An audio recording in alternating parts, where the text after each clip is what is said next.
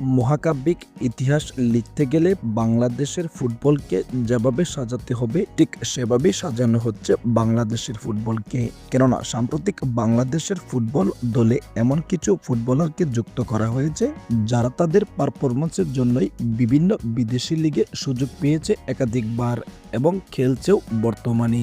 আর সেই প্লেয়ারদেরকে নিয়েই বাংলাদেশ এখন সাজাচ্ছে তাদের একাদশ। আর এই একাদশের মধ্য দিয়েই বাংলাদেশ নতুন যুগের সূচনা করছে ফুটবল বিশ্বে। আর এইসব নজিরবিহীন ঘটনাকে তুলে ধরার জন্যই আমি আপনাদের মাঝে নিয়ে এসেছি এই ভিডিও।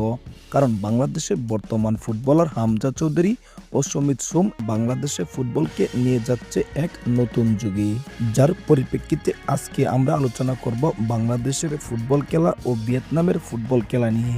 বাংলাদেশ যদি ভিয়েতনামকে হারাতে পারে তাহলে আরেক ধাপ এগিয়ে যাবে র্যাঙ্কিংয়ে।